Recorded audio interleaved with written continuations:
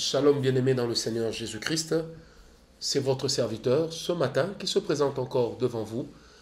Et merci au Seigneur pour la santé, merci au Seigneur pour la victoire, merci au Seigneur pour la grâce.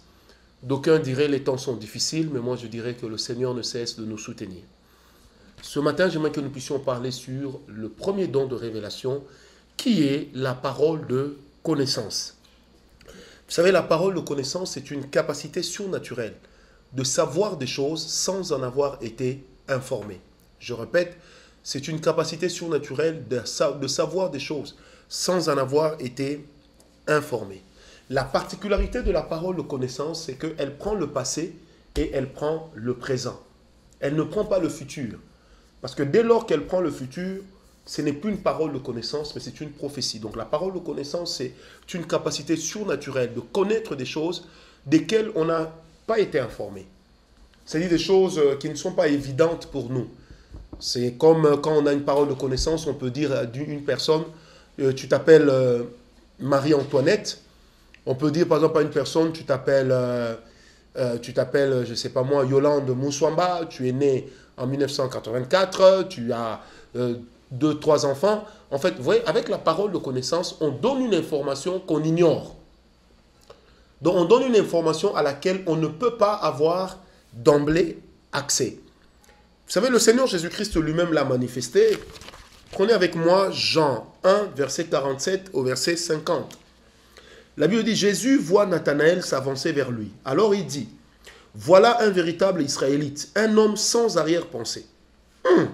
D'où me connais-tu, lui demanda Nathanaël. Avant même que Philippe ne t'appelle, lui répondit Jésus, je t'ai vu lorsque tu étais assis sous le figuier. Rabbi, s'écrie Nathanaël, tu es le Fils de Dieu, le roi d'Israël. Amen. Nathanaël confirme que Jésus, c'est lui le Rabbi, c'est lui le roi. Mais qu'est-ce qui l'amène à le confirmer? Parce qu'il y a une parole de connaissance qu'il a localisée, il y a une parole de connaissance qui lui a sorti son identité. Mais parce qu'il y avait un but. Ici, j'aimerais tirer la sonnette d'alarme pour dire ceci.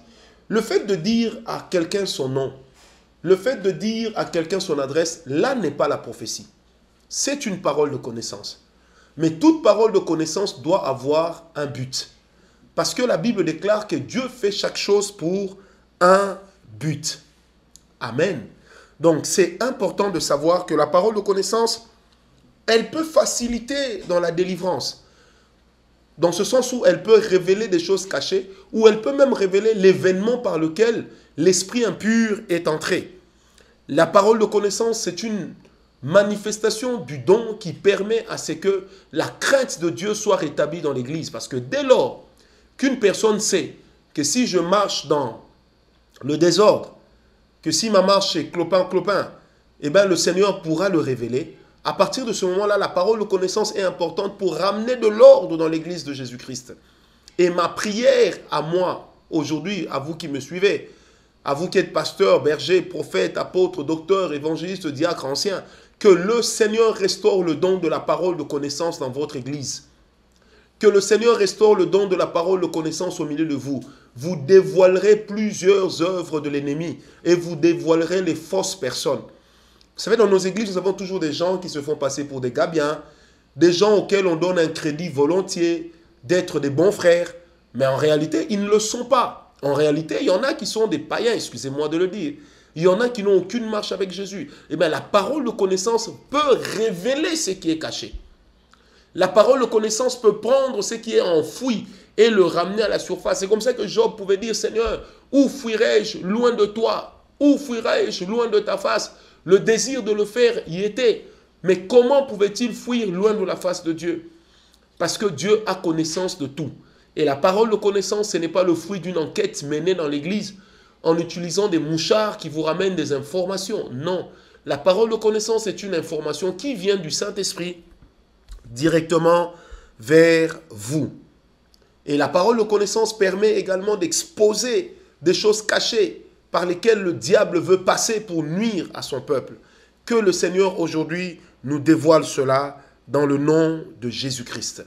Et que le Seigneur vous bénisse. À bientôt.